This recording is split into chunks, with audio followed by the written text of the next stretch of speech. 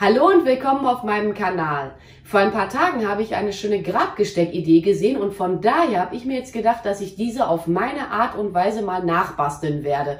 Das benötigte Material für das Projekt werde ich auch wie üblich in die Videobeschreibung eintragen. Als Aufbau für mein Gesteck werde ich wieder Steckschaum verwenden. Ja, und dieser Steckschaum, der wird dann gleich auf dieser Birkenrinde befestigt werden. Aber ich muss mir den jetzt auch erst einmal zurechtschneiden und dafür nehme ich immer am liebsten mein altes Brotmesser. Mein Steckschaum, der soll jetzt nachher eine Dicke von in etwa 3 cm haben. Halte ich hier mal eben an. So, machen wir mal eben so eine kleine Markierung. Und dann einfach mit dem Brotmesser, ja, schneiden. Das geht damit auch immer irgendwie am besten, finde ich jedenfalls. So, das kann jetzt schon mal beiseite. Ja, und so sieht das Ganze dann aus, die Birkenrinde. Ihr könnt natürlich auch eine andere Rinde als, ich sag mal, Unterkonstruktion verwenden. Das bleibt jetzt jedem selbst überlassen. So, jetzt kommt meine Heißklebepistole zum Einsatz. Mit dem Heißkleber werde ich jetzt den Steckschaum an der Birkenrinde befestigen. Wenn er jetzt hier mal rauskommen würde, den Gefallen tut er mir jetzt gerade nicht. Versuch Nummer 2 mit meinem Heißkleber. Der war jetzt gerade einfach noch nicht warm genug geworden. Ich werde den jetzt hier auch großzügig auftragen, den Heißkleber. Das soll ja nachher auch gut halten. Aber irgendwie habe ich den Eindruck, meine Heißklebepistole gibt gleich den Geist auf. So, gucken wir hier mal die Ränder. Da kommt nicht mehr wirklich was raus. Ich glaube, ich muss mir irgendwann mal eine neue kaufen.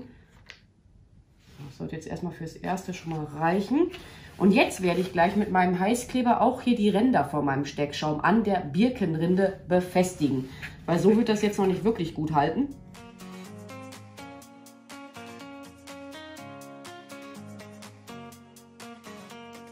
Das kann jetzt erstmal beiseite und jetzt nehme ich mir Draht.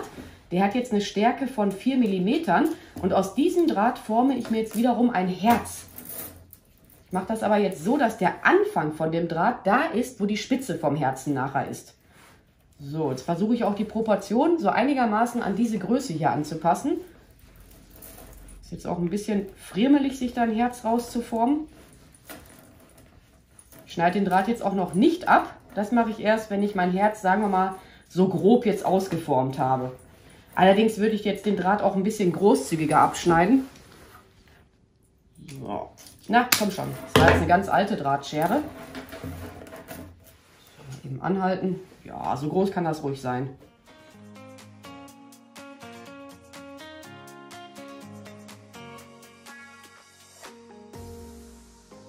Die Drahtenden habe ich jetzt hier einfach um mein Herz drumherum gewickelt.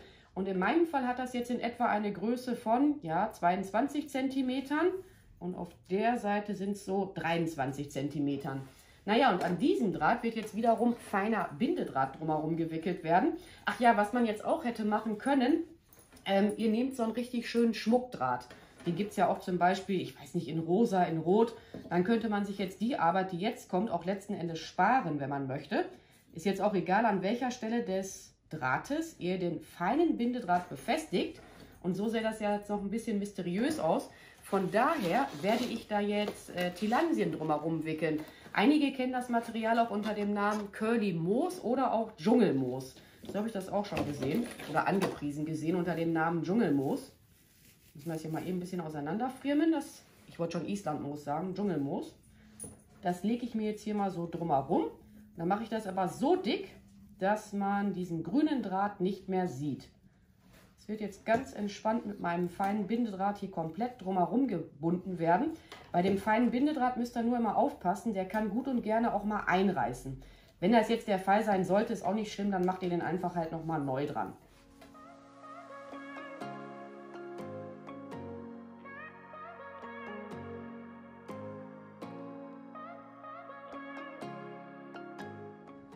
Wem das Ganze jetzt noch zu plüschig sein sollte, der wickelt jetzt einfach noch mal ein zweites Mal drumherum. Werde ich jetzt allerdings nicht machen, aber bevor ich den Draht jetzt abschneide, überprüfe ich mal die Rückseite, ob man hier noch irgendwo was sehen kann. Und ich habe hier noch eine kleine Stelle, wo man noch etwas sieht. Und bedeckt das dann auch noch mal mit den Tilansien. Aber jetzt auch zum Glück nur diese eine Stelle. Jetzt schneide ich den Bindedraht mal ab und verfriemel den mit dem bereits vorhandenen Bindedraht. Ja, das macht doch so jetzt schon mal einen ganz guten Eindruck auf mich. Okay, jetzt machen wir mal ein bisschen sauber. Das kann weg. Das ist jetzt auch mittlerweile gut getrocknet, ne? Also es hält von ganz alleine.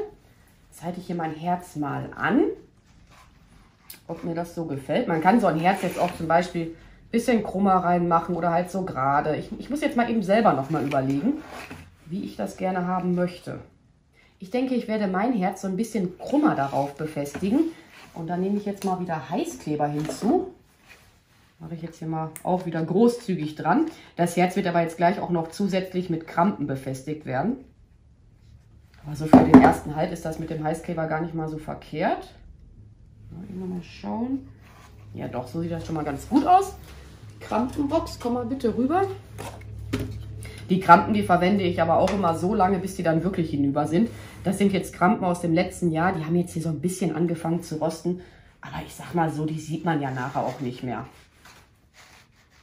U-Haken kann man die auch nennen, aber wir nennen die hier immer Krampen. Gehe ich hier so zwischen den Tilansien so entlang, damit das hier schon mal so ein bisschen standfest ist, das Herz. Mein Grün habe ich jetzt hier bereits liegen und das ist Nobilis-Tanne, Wacholder aus meinem Garten, Mädchenkiefer aus meinem Garten und ich habe hier noch etwas frisch geschnittenen Eukalyptus. Den habe ich von einer Freundin, die hat so einen kleinen Eukalyptusstrauch und den durfte ich freundlicherweise am Wochenende in Form schneiden. Ja, jedenfalls muss ich jetzt mein Tannengrün auch noch ein bisschen zurechtschneiden, weil das wäre jetzt so ein Tacken zu groß, würde ich mal sagen. Und ich brauche jetzt aber nicht diese super langen Zweige. Ich werde jetzt hier erst einmal von dem, ja sagen wir mal von dem Hauptzweig, erst einmal die kleineren Zweige abschneiden. Mache ich aber jetzt erstmal nur ein paar. Nicht, dass ich jetzt nachher zu viel abschneide und dann denke ich mir nachher, ach Mann, ne, die hättest du besser jetzt noch an dem Hauptzweig dran lassen können. Ich habe immer den Eindruck, wenn man das jetzt erst noch hier an dem Hauptzweig dran lässt und in den Eimer mit Wasser stellt, dann hält das Ganze besser, als wenn man hier diese ganz kleinen beiseite legt. Ja, deswegen erstmal so nach Bedarf abschneiden. Ich würde nicht immer gleich alles sofort abschneiden. Wie gesagt, dann ärgert man sich nachher, wenn man dann denkt, oh, ich habe doch zu viel abgeschnitten. Ich glaube, ich brauche einen größeren Arbeitstisch. Irgendwie Krampen könnten wir ja mal eben da hinlegen. So, jetzt kommt das Herz. Und das wird hier nach und nach auch noch alles stabiler werden. Wenn ihr das Tannengrün einarbeitet oder auch beim Wacholder, wobei bei dem letzten Projekt hatte ich hier schon die Enden abgemacht, dann zeige ich es euch jetzt einfach mal hier beim Tannengrün. Die Nadeln immer am besten abmachen, weil dann kann man das besser in den Steckschaum hineinstecken. Wenn ihr jetzt den Eindruck haben solltet, das hat die passende Länge für euch, könnt ihr das in den Steckschaum schon mal hineinstecken. Aber dieses Stück hier ist jetzt sogar ein bisschen zu lang, habe ich mir jetzt gerade so überlegt. Mal gucken. Ich glaube, ich muss das doch noch etwas einkürzen nachher. Kann ruhig ein bisschen kürzer werden. Es kommt auch immer drauf an, wie lang jetzt eure Baumrinde ist.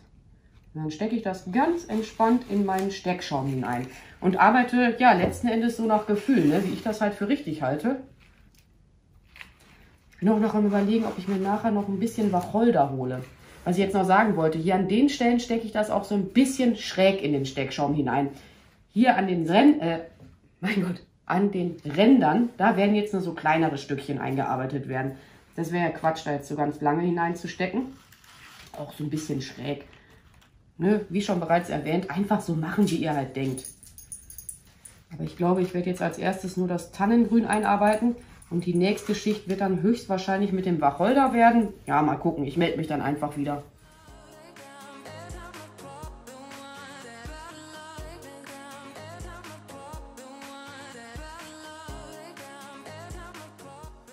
An den Rändern habe ich jetzt nur mit Wacholder und Mädchenkiefer gearbeitet.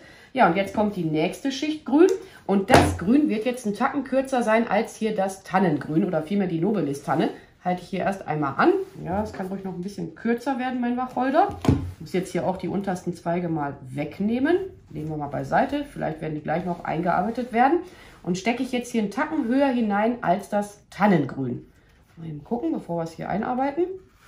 Ihr könnt das aber auch immer mal wieder hinausziehen, ne? Wenn euch das jetzt noch nicht gefallen sollte. Und das mache ich jetzt so lange, ja, bis ich mit dem Ergebnis zufrieden bin. Aber ich arbeite jetzt erst einmal noch hier an der Seite von meinem Steckschaum. Hier oben auf dem Steckschaum, da wird jetzt noch nichts eingearbeitet werden.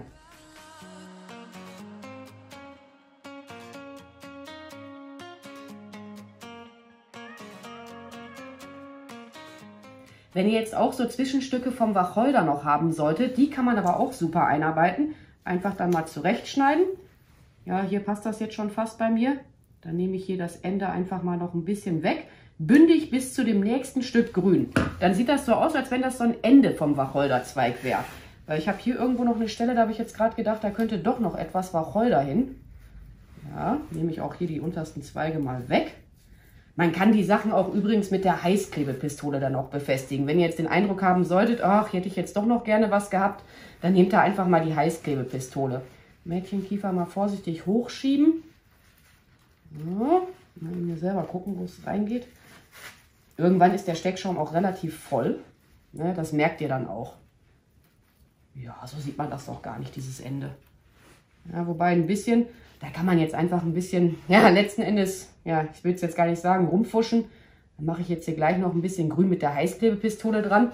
Oder, was man jetzt auch noch machen kann, deswegen habe ich den noch nicht eingearbeitet, weil ich mir jetzt noch unschlüssig war, man legt den Eukalyptus dann noch so oben drüber oder halt anderes Grün.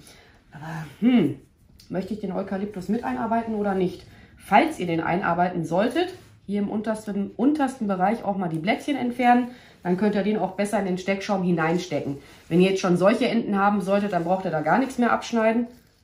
Hier mal so ein bisschen so dazwischen justieren.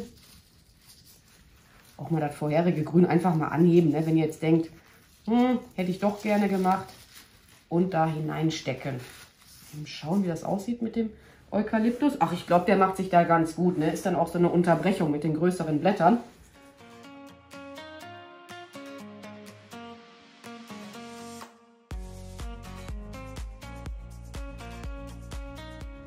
Der obere Bereich hier von meinem Steckschaum muss ja jetzt auch noch bedeckt werden und von daher war ich jetzt auch noch in meinem Garten und habe mir ein bisschen Nachschub geholt. Unter anderem Wacholder, Hortensienblüten, beziehungsweise das sind Bauernhortensien, dann die Blüten meiner Fetthenne und das ist hier, wie heißt es, Johanniskraut oder vielmehr sind das die Beeren vom Johanniskraut. Das habe ich heute Morgen gekauft. Das habe ich auch erworben. Das sind Wiesenknöpfchen. Müssten Wiesenknöpfchen sein. Ich bin mir jetzt nicht gerade zu 100% sicher, aber ich glaube, die heißen Wiesenknöpfchen. Und die ganzen Blüten und auch hier diese Beeren, die werden nachher einfach nur in den Steckschaum hineingesteckt werden. Beim Wacholder werde ich ein bisschen anders vorgehen. Den kann ich jetzt schlecht so hineinstecken. Der wird hier aufgelegt werden und dann mit einer Krampe befestigt werden. Und das werde ich jetzt so nach Gefühl einarbeiten. Dann nehme ich jetzt hier mal zum Beispiel eine Bauernhortensie. Und gucke jetzt mal, wo will ich die gerne haben. Zack, stecke ich einfach in meinen Steckschaum hinein. Die wird jetzt auch nicht irgendwie zurechtgeschnitten werden, die Bauernhortensie, weil die jetzt eine ganz gute Größe hat, meiner Meinung nach. Bei den Wiesenknöpfchen bin ich noch am Überlegen, schneiden wir mal eben ab, ob ich die vielleicht auch noch hier an der Seite einarbeiten werde. Kann man ja dann auch einfach da in den Steckschaum hineinstecken. Aber ich glaube, ich gehe jetzt mal wieder ein bisschen auf Zeitraffer und das Herz wird gleich auch, ja, gerade stehen, wenn hier hinten auch Sachen eingearbeitet sind. Ich werde das dann so ein bisschen stabilisieren mit dem Wacholder. Dann kommt hier mal, wie gesagt, etwas Wacholder da hinten und dann bleibt das auch ganz gut stehen. Wenn es jetzt bei euch immer noch nicht gerade stehen sollte, dann auch mal mit der Heißklebepistole hier an dem Grün auch nochmal separat befestigen oder halt hier an der Hortensie.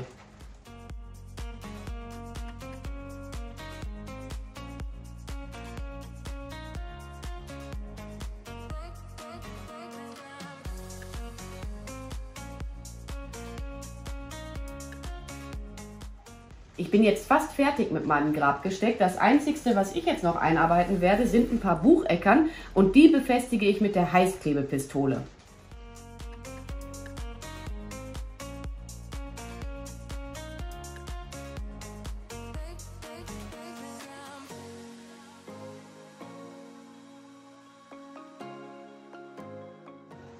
Mein Gesteck ist jetzt soweit fertig und ich werde es euch an dieser Stelle mal verraten, das ist für meine Oma gedacht. Das Einzige, was ich jetzt gleich noch draußen machen werde, ja den Steckschaum so ein bisschen nass machen, weil dann bleibt das Grün auch noch mal länger frisch. Das Grün, was ich jetzt noch übrig behalten habe, kommt jetzt erst einmal in einen Eimer mit Wasser und wird aufgehoben werden. Ja, und ansonsten werde ich mich jetzt auch mal an dieser Stelle bei euch verabschieden. Ich bedanke mich fürs Zuschauen. Macht's gut, eure Pink Peach. Bye!